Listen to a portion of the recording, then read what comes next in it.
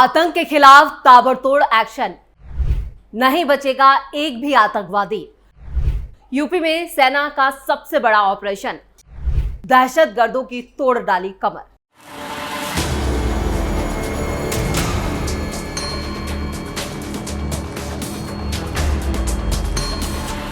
नमस्कार, आप सभी का बहुत बहुत स्वागत है। आप देख रहे हैं स्पेशल स्टोरी। मैं हूं परवीन शेख। उत्तर प्रदेश में पिछले 8 सालों में न सिर्फ आतंकियों के नेटवर्क पर कार्रवाई की गई है, बल्कि टेरर फंडिंग, विदेशी घुसपैठ पर भी जबरदस्त एक्शन हुआ है। उत्तर प्रदेश की योगी सरकार ने पिछले 8 सालों में न सिर्फ अपराधियों पर कार्रवाई का बुलडोजर चलाया, बल्कि प्रदेश में आतंकवादी संगठनों के स्लीपिंग मॉड्यूल यानी जो उसके सहयोगी हैं, स्लीपर सेल्स हैं, और सामाजिक जो असामाजिक तत्वों पर भी शिकंजा कसा है। उत्तर प्रदेश में न सिर्फ आतंकियों के नेटवर्क को ध्वस्त किया गया, बल्कि टेरर फंडिंग, धार्मिक उन्माद, फर्जी दस्तावेज, विदेशी घुसपैठ पर भी सर्जिकल स्ट्राइक की गई है। यूपी में एनकाउंटर और गिरफ्तारी के आंकड़े। उत्तर प्रदेश में पिछले 8 सालों में जहां एक और 230 दुर्दांत अपराधियों को मुठभेड़ में ढेर किया गया, वहीं दूसरी तरफ आतंकवादी संगठनों के 142 स्लीपिंग मॉड्यूल को भी अरेस्ट किया गया। इनमें प्रदेश में एक्टिव 131 स्लीपिंग मॉड्यूल आतंकवादी संगठनों को पनाह देने के साथ ही गोपनीय जानकारियां भी यहां पर पाकिस्तान तक पहुंचाते थे। न सिर्फ पाकिस्तान बल्कि बांग्लादेश को भी ये जानकारियां पहुंचाते थे, जबकि एक आतंकवादी को मुठभेड़ में मार गिराया गया। वहीं आतंकवादी संगठनों को टेरर फंडिंग करने वाले 11 स्लीपिंग मॉड्यूल को अरेस्ट कर सलाखों के पीछे धकेला गया।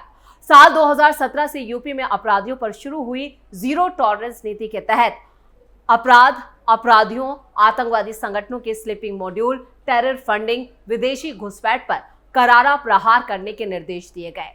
योगी सरकार ने साफ कहा कि उत्तर प्रदेश की जमीन पर ना तो आतंक और न ही देश विरोधी गतिविधियों में शामिल लोगों को बर्दाश्त किया जाएगा।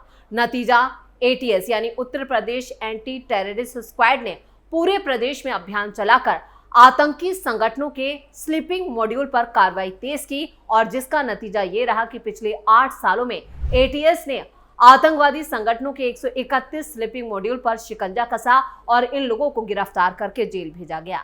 यह आतंकवादी संगठनों को पनाह देने के साथ ही गोपनीय जानकारियां भी भेजते थे, जबकि एक आतंकवादी को एनकाउंटर में मिट्टी में मिला दिया गया।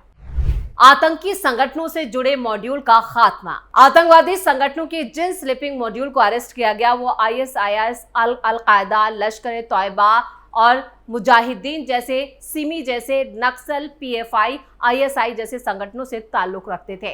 बीते 8 सालों में उत्तर प्रदेश में आतंकवाद के खिलाफ ताबड़तोड़ कार्रवाई बताती है कि यूपी ATS ने संगठित आतंकवादी नेटवर्क को जड़ से उखाड़ने में किस तरह से काम किया है। इसके साथ ही ATS ने टेरर फंडिंग के खिलाफ भी पूरी ताकत से एक्शन लिया।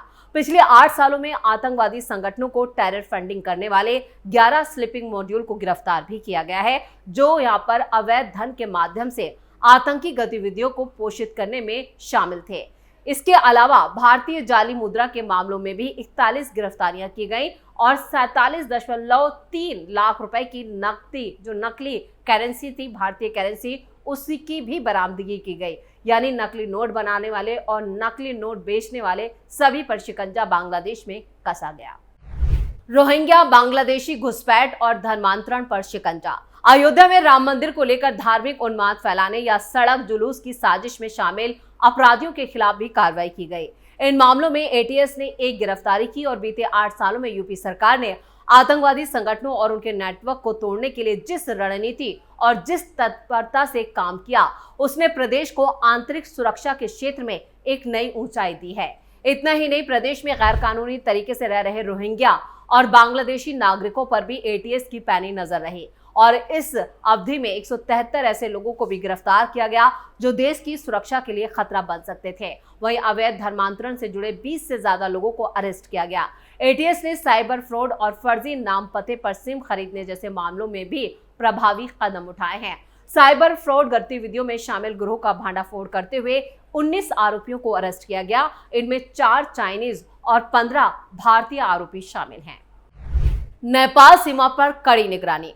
मौजूदा हालात में इंडो नेपाल बॉर्डर पर यूपी ATS और जिला पुलिस की टीमें नजर लगाए हुए हैं। बॉर्डर एरिया के संवेदनशील इलाकों पर ड्रोन कैमरा से निगरानी रखी जा रही है। वहीं कुछ हफ्तों में यूपी नेपाल बॉर्डर पर जबरदस्त बुलडोजर एक्शन भी जारी है, जिसमें हम आपको बताते हैं कि कैसे यूपी में मौलाना गैंग पर सीएम योगी ने नकेल कस दी है। जमीनखोर मौलानाओं को भी सबक सिखाया गया। पिछले 8 सालों में जितने मौलाना जमीनों पर कब्जा करके बैठे थे, उन सभी पर एक्शन हो रहा है। ये वो मौलाना गैंग है जो गरीब मुसलमानों के हक पर कब्जा मार कर बैठा है। इनमें तो कई ऐसे मुस्लिम नेता भी हैं जो वक्फ के नाम पर भू माफियाओं का काला कारोबार कर रहे हैं और इनके नाम शामिल हैं, जिनके खिलाफ यूपी में अब भी बड़ा एक्शन चल रहा है, यानी बुलडोजर एक्शन जारी है। मुख्यमंत्री योगी आदित्यनाथ के आदेश पर नेपाल सीमा से सटे जिलों में गैर कानूनी कब्जों और बिना मान्यता प्राप्त धार्मिक संस्थानों के खिलाफ कार्रवाई की जा रही है। प्रदेश के पीलीभीत, श्रावस्ती, बलरामपुर, सिद्धार्थनगर और महाराजगंज में प्रशासन ने खास अभियान चला रखा है और अवैध मस्जिदों के साथ साथ अवैध मदरसों को भी मिट्टी में मिलाया जा रहा है। यूपी के पीलीभीत की मस्जिद को भी यहां पर मिट्टी में मिलाया जा चुका है और बताया यह भी जा रहा है कि इस मस्जिद में जो फंडिंग हो रही थी उसके तार आतंकवादियों से जुड़े थे। मस्जिद को जमींदोज करने से पहले मस्जिद मैनेजमेंट को भी प्रशासन ने ध्वस्तीकरण का नोटिस दिया। मस्जिद पर आरोप है कि उसने बिना नक्शा पास कराए ये बनाई थी। 1 मई तक जवाब देने की मोहलत भी दी गई थी। उसके बाद बुलडोजर ने मस्जिद को ध्वस्त कर दिया। अब यूपी में 350 से ज्यादा मदरसों को मिट्टी में मिलाया गया है और अब जो अपडेट आ रहा है वो ये बता रहा है कि इनकी संख्या 500 हो चुकी है, जिन्हें जमींदोज किया जा चुका है। खबरों की माने तो एक्शन आगे भी जारी रहेगा। ताबड़तोड़ बुलडोजर एक्शन से डरे मौलाना। मुख्यमंत्री योगी आदित्यनाथ के आदेश पर अवैध कब्जा मुक्त अभियान तेज गति से जारी है। खासतौर पर नेपाल सीमा से लगे डिस्ट्रिक्ट्स में सरकार ने गैर कानूनी रूप से बनी मस्जिदों, मजारों, ईदगाहों और मदरसों के खिलाफ कड़ी कार्रवाई की है। प्रशासन ने पिछले कुछ दिनों में 500 से ज्यादा अवैध धार्मिक स्थलों को चिन्हित कर सीलिंग और ध्वस्तीकरण की प्रक्रिया को अंजाम दिया। अधिकारियों का कहना है कि सीमा क्षेत्रों में गैर मान्यता प्राप्त बिना अनुमति के संचालित धार्मिक संरचनाएं न केवल कानून व्यवस्था के लिए खतरा बनी रही थी, बल्कि ये जमीन अतिक्रमण के गंभीर उदाहरण भी थे। जिन जिलों में यह कार्रवाई हुई है उनमें प्रमुख रूप से श्रावस्ती, बहराइच, सिद्धार्थनगर, महाराजगंज, पीलीभीत और बलरामपुर और लखीमपुर खीरी जैसे जिले शामिल हैं। 500 से ज्यादा मस्जिदें, मदरसे टूटे। श्रावस्ती में 10 और 11 मई को ही प्रशासन ने 104 मदरसे, 1 मस्जिद, 5 मजार और 2 ईदगाह को अवैध घोषित किया। इनमें से कुछ को सील कर दिया गया, जबकि 1 अवैध मदरसे को ध्वस्त किया गया।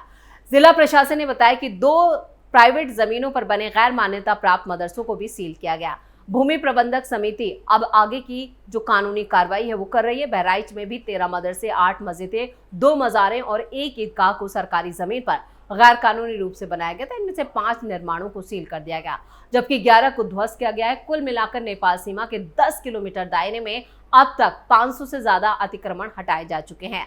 सिद्धार्थनगर में शनिवार, रविवार और सोमवार को भी ज्यादा मस्जिदें और 18 मदरसों को एक बार फिर जो उनका निर्माण था उसे ध्वस्त किया गया और कई गैर कानूनी निर्माण जो हैं वो पाए गए हैं, जिनमें 20 को नोटिस जारी किया गया है, 5 मदरसों को सील कर दिया गया और 9 को ध्वस्त किया गया। प्रशासन की ये कार्रवाई इलाके में शांतिपूर्ण और निष्पक्ष कानूनी व्यवस्था की स्थापना का प्रतीक है।